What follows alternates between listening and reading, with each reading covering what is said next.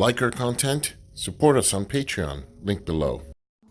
Welcome to the Twisted Tentacle Inn. I'm your innkeeper, Vase Odin, and today we are starting a new series where we look at a specific card and discuss possible uses for it.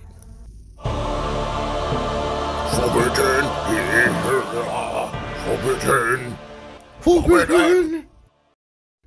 Today's card is one of my favorites from the Circle and Done cycle, the Meat Cleaver, also known as that cooking knife thing.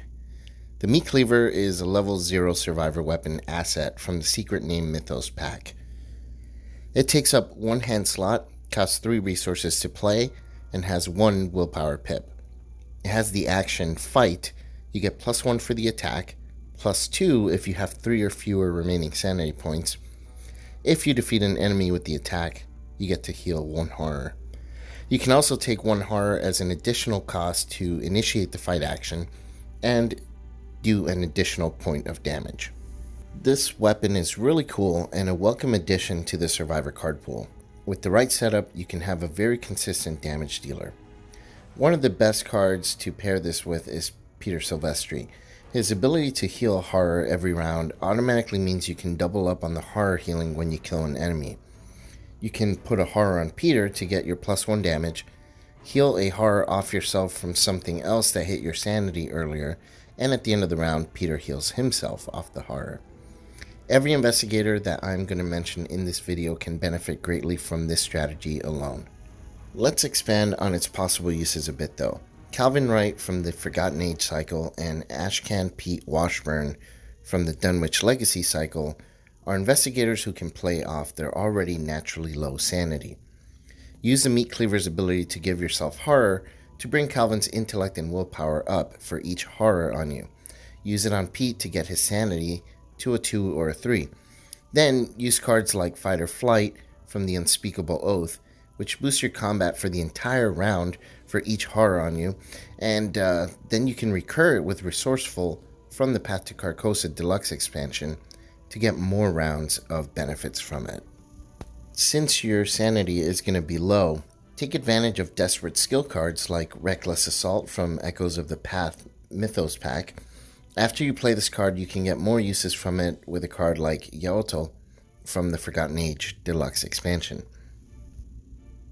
And before your sanity hits that sweet spot, you can still land some big hits by using Trial by Fire from the Clutches of Chaos Mythos pack to boost your combat up to a 5 and get your horror down early. There are even more combinations that you can use with these 2 investigators, but my intention is just to get your wheels turning, so we won't go into all of them now. Next, let's move to Carolyn Fern, who can gain obscene amounts of resources with Meat Cleaver and Peter Silvestri. She can then use those resources to pump her combat skill with cards like Physical Training from the core set and Keen Eye from the Blood on the Altar Mythos pack. Before she gets those resources, she can leverage her fight value with the many garden cards and skill cards that she has access to. After she gets a bit of horror healed, she won't need those skill cards anymore and can just pay her opponent's trip to the graveyard with resources. Finally, Agnes Baker can use this card as a backup, causing herself horror which she can then use to punish enemies at her location.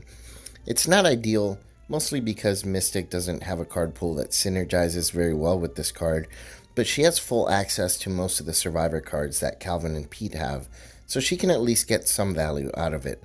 This works great against aloof enemies at her location while she fights some other enemy. Since she doesn't have to be engaged to a foe in order to damage them with her ability, she can fight one enemy, ping herself for a horror, and then use the free damage from her ability to kill the aloof enemy. And that does it for this episode of Forbidden Knowledge. I hope that you found this video helpful, and if you did, feel free to leave a thumbs up. If you have any questions, leave them in the comments down there below, and I'd be happy to answer them. If you really like the channel, please consider subscribing or joining our Patreon, which we'll link in the description below as well. Until next time, this is Innkeeper Vase Odin from the Twisted Tentacle Inn. Check in anytime. I'll talk to you then.